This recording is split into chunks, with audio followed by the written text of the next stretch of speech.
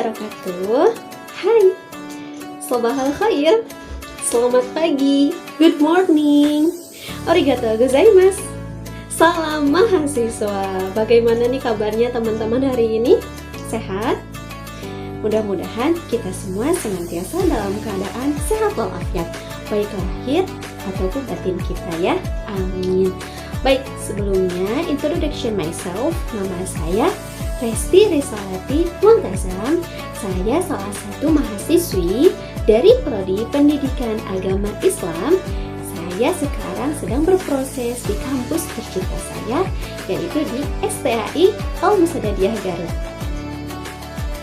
Oke, pada video kali ini Resti akan membahas salah satu materi dari mata kuliah Pengembangan dan Inovasi Kurikulum Pendidikan Agama Islam, yaitu tentang pengembangan dan inovasi materi pembelajaran pendidikan agama Islam. Oh ya, sebelum itu kita perkenalan dulu ya dengan dosen pengampu pada mata kuliah ini, yaitu ini dia, Bapak Ceceng Salamuddin MH. Cakep ya? Baik teman-temanku, kita akan masuk saja kepada pembahasan. Jadi pada materi ini terdapat 6 submateri yang akan dibahas. Yang pertama, kita akan membahas mengenai karakteristik materi pembelajaran PAI. Nah, jadi sebagai mata pelajaran yang wajib dipelajari baik di sekolah yang umum maupun sekolah yang khusus, materi pendidikan agama Islam ini mempunyai karakteristik yang membedakan dengan materi pelajaran yang lainnya. Di antaranya, yang pertama nih, materi pendidikan agama Islam itu merujuk kepada aturan-aturan yang sudah pasti. Aturan-aturan itu bersumber dari Al-Quran dan juga hadis, yang mana Al-Quran dan hadis ini merupakan pedoman ataupun petunjuk bagi umat muslim dari berbagai aspek kehidupannya. Kemudian yang kedua, materi pendidikan agama Islam itu selalu mempertimbangkan dua sisi, baik kehidupan duniawi ataupun kehidupan ukhrawi dalam setiap teorinya. Kemudian yang ketiga, materi pendidikan agama Islam ini selalu bermisikan untuk pembentukan akhlakul karimah. Jadi materi pendidikan agama Islam ini selalu menekankan gitu ya, bagaimana menjadi pribadi yang baik, bagaimana cara membentuk akhlak mulia yang dapat bermanfaat bagi kehidupan gitu ya. Dan ini selalu diterapkan untuk keberlangsungan peserta didik di dalam kehidupannya sehari-hari. Kemudian yang terakhir, materi pendidikan agama Islam ini bermotifkan ibadah. Jadi materi-materi PAI selalu menjurus kepada pengetahuan serta pengaplikasian dalam beribadah kepada Allah Subhanahu wa taala. Maka dari itu, orang yang mempelajari agama Islam itu akan mempunyai pahala atau bernilai ibadah dan mendapatkan tentunya rahmat dari Allah Subhanahu wa taala. Karena ketika kita mempelajari materi-materi yang berdimensi agama gitu ya, secara tidak langsung kita telah mempelajari mengenai ilmu-ilmu Allah gitu, salah satunya dari ilmu keagamaannya. Nah, itu untuk karakteristik dari pembelajaran PAI. Nah, yang kedua kita akan membahas tentang bidang bahasan materi pembelajaran pendidikan agama Islam. Nah, jadi bahan ajar materi PAI adalah segala bentuk bahan atau materi ajar pendidikan agama Islam yang berkenaan dengan tentunya agama Islam ya. Nah, materi pokok dalam pembelajaran PAI ini diantaranya yang pertama itu aspek Al-Quran dan hadis.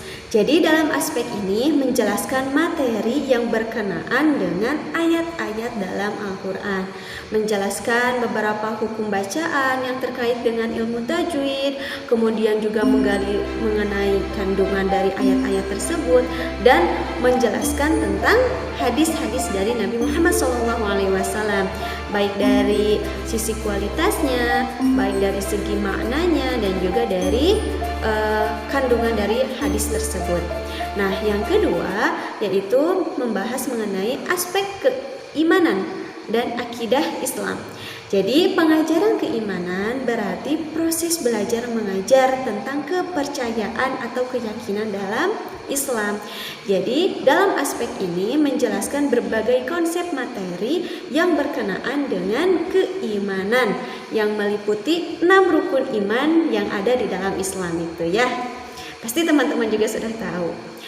Kemudian yang ketiga membahas mengenai aspek akhlak.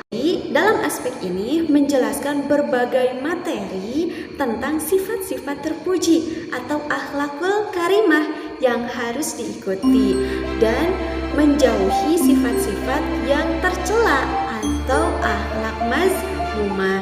Jadi materi-materi dalam pendidikan agama Islam ini menjurus kepada aspek akhlak untuk pembentukan akhlakul karimah dalam diri peserta didik. Kemudian aspek hukum Islam atau syariah Islam. Jadi dalam aspek ini menjelaskan berbagai konsep materi keagamaan yang terkait dengan masalah ibadah dan muamalah atau hukum Islam yang bersumber dari Al-Quran, hadis, ataupun dalil-dalil syar'i yang lainnya.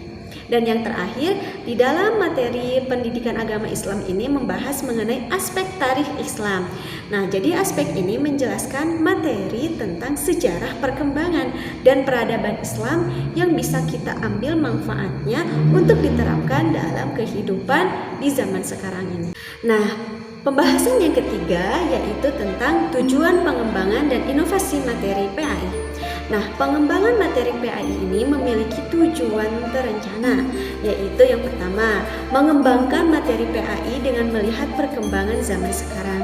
Kedua, meningkatkan motivasi pengajar untuk mengelola kegiatan belajar mengajar yang lebih kreatif lagi. Kemudian yang ketiga, mempersiapkan kegiatan belajar mengajar dengan mengisi bahan-bahan ajar yang baru yang ditampilkan dengan cara yang baru dan dilaksanakan dengan strategi pembelajaran yang baru pula, gitu ya, yang disesuaikan dengan perkembangan zaman. Kemudian yang ketiga nih, yang keempat, memberikan pengetahuan materi PAI yang baru untuk peserta didik maupun pendidik. Yang terakhir, membekali siswa untuk belajar aktif, kreatif, dan menyenangkan serta dapat mengkonstruksi pemahaman mereka terhadap materi PAI yang dikonstruksikan dengan perkembangan ilmu pengetahuan dan teknologi di zaman sekarang. Nah, yang keempat pembahasannya itu mengenai dasar filosofis pengembangan dan inovasi materi PAI. Nah, landasan filosofis ini sangat penting dijadikan landasan dalam pengembangan materi pembelajaran PAI. Pemilihan materi juga bisa melihat kepada suatu fenomena ataupun persoalan yang terjadi di masa kini. Nah, menurut aliran Verenalisme, yang mana Verenalisme ini adalah salah satu aliran filsafat ya, yang mana bahwasannya di dalam aliran ini menyatakan manusia itu dipengaruhi kemampuan berpikir. Pendidikan harus lebih fokus pada pengembangan kemampuan berpikir siswa. Nah, pengembangan kemampuan berpikir dapat diperoleh melalui kelayakan intelektual real klasik yang dimiliki oleh manusia. Nah, jadi kalau kita bisa hubungkan dengan pengembangan materi pembelajaran PAI, Verenalisme ini mengembangkan kemampuan rasional atau agamis dan etika sehingga bisa berkontribusi ke dalam perubahan tingkah laku siswa melalui pengembangan atau melalui kemampuan intelektualnya.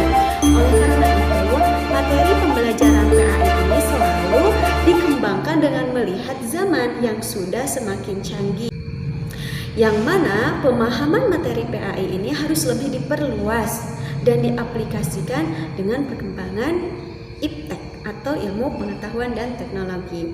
Nah, dengan demikian pengembangan materi dalam pembelajaran kontekstual pada hakikatnya sangat memperhatikan kedekatan lingkungan siswa dan kebermaknaan materi pembelajaran bagi kehidupan siswa di zaman yang serba canggih ini dan semakin modern ini. Nah, pembahasan yang kelima yaitu mengenai langkah-langkah pengembangan dan inovasi materi PAI, yang mana ada beberapa hal yang harus diperhatikan dalam pengembangan dan inovasi materi PAI. Yang pertama nih, mengetahui serta mempertimbangkan potensi peserta didik. Nah, jadi pertimbangan dalam hal ini sangat penting untuk dilakukan karena pertimbangan yang tidak tepat akan memungkinkan siswa merasa kesulitan dalam memahami apa yang dijelaskan oleh guru. Kemudian yang kedua, relevansi dalam perkembangan ilmu pengetahuan dan teknologi. Ini merupakan upaya yang harus dilakukan oleh guru beserta kerabat kerja pendidikan yang lainnya yang harus melayani peserta didik dengan melihat kepada perkembangan zaman gitu ya. Salah satunya adalah menciptakan manusia-manusia yang berkualitas dan berguna bagi kehidupannya, keluarganya, dan juga masyarakatnya. Oleh sebab itu, penetapan dan pengembangan materi pembelajaran dalam kegiatan pembelajaran harus dapat membekali siswa untuk menjalani kehidupannya di masa yang akan datang. Nah, langkah yang ketiga yaitu kita harus mengetahui juga tingkat perkembangan peserta didik. Nah, jadi mengandung maksud yang hampir sama tadi dengan pertimbangan potensi peserta didik, di mana materi yang dikembangkan itu harus sesuai dengan kemampuannya. Hanya saja jika potensi lebih menekankan kepada aspek pengetahuan, maka perkembangannya itu meliputi segalanya, beserta visi gitu ya, intelektual, emosional, sosial, dan juga spiritual. Kemudian langkah yang selanjutnya yaitu harus mengetahui juga kebermanfaatan materi tersebut sesuai dengan perkembangan zaman. Ini merupakan alasan gitu ya mengapa materi pembelajaran itu harus disesuaikan dengan potensi dan perkembangan peserta didik, yaitu agar materi pembelajaran itu dapat memberikan sesuatu yang bermakna bagi kehidupannya dan juga bisa disesuaikan dan menyesuaikan dengan perkembangan yang sudah maju saat ini. Kemudian langkah selanjutnya itu harus mengetahui juga struktur keilmuannya, yang mana struktur keilmuan ini merupakan salah satu syarat yang harus dipenuhi oleh sebuah pengembangan materi pembelajaran apabila dipandang sebagai ilmu.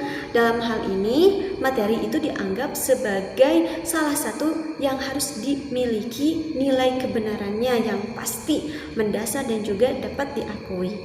Yang langkah yang keenam yaitu aktualisasi kedalaman dan keluasan materi, yaitu pada materi pembelajaran PAI ini diusahakan tidak hanya menitik beratkan kepada salah satu aspek yang harus dikuasai saja, melainkan keseluruhannya, meliputi kognitif, afektif, dan psikomotorik. Akhir, langkah-langkah yang harus diperhatikan dalam mengembangkan materi pembelajaran PAI ini adalah alokasi waktu, karena materi pembelajaran juga harus benar-benar dapat memanfaatkan waktu pembelajaran yang tersedia dan dapat berhasil disampaikan pada waktu yang tepat, seperti itu.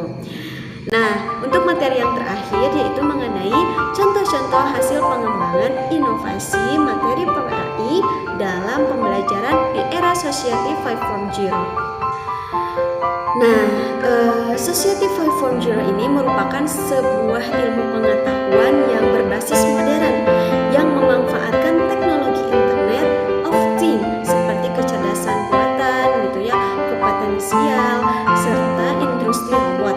Nah, berikut saya mempunyai contoh pengembangan dan inovasi materi yang berkembang saat ini di Indonesia, yang mana sudah bisa diterapkan dalam pembelajaran pendidikan agama Islam di berbagai sekolah di Indonesia. Salah satunya yaitu pengembangan materi akidah akhlak berbasis aplikasi Kuiper School, yang mana salah satu kontribusinya itu mengembangkan materi PAI berbasis Kuiper School yang dapat berkolaborasi dengan teknologi informasi dan komunikasi dalam pembelajaran. Nah, dengan adanya Kuiper School ini mengakibatkan inovasi dari materi PAI khususnya dalam bidang akidah akhlak ini lebih bisa tertonjol gitu ya. Kemudian juga bisa diakses dalam laman online juga gitu ya. Sehingga ketika kita sudah sudah tidak belajar di kelas, kita juga masih bisa belajar di luar kelas menggunakan aplikasi Kuiper School. Kemudian kita bisa mengakses materi-materi PAI di dalamnya. Kemudian yang kedua ada juga pengembangan aplikasi Arabesi, yaitu aplikasi berbasis Android untuk belajar cepat bahasa Arab bagi pemula. Jadi kalau dilihat dari konteks zaman sekarang itu banyak sekali aplikasi-aplikasi materi PAI gitu ya, khususnya yang bisa kita download gitu dan bisa kita manfaatkan dan mengambil materi di dalamnya. Karena materi-materi itu sekarang sudah tidak hanya lagi disimpan di dalam buku, tetapi kita juga bisa mengakses dari berbagai aplikasi yang sudah tersedia, yang mana dengan adanya dengan adanya aplikasi ini itu dapat membantu kita bagi baik pendidik ataupun peserta didik dalam mencapai atau dalam menggali pengalaman dan menambah wawasan juga, serta kita juga bisa ikut terlibat langsung dalam pengembangan teknologi yang sudah semakin canggih di zaman sekarang. Nah, mungkin itu saja materi yang bisa saya sampaikan, yang bisa Resti sampaikan untuk materi mengenai pengembangan dan inovasi materi pembelajaran PAI.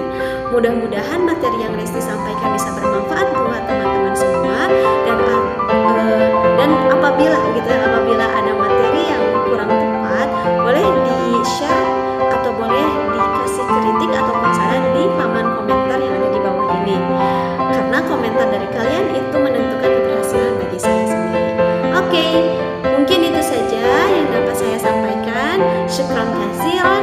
Thank you for your attention. Assalamualaikum warahmatullahi wabarakatuh.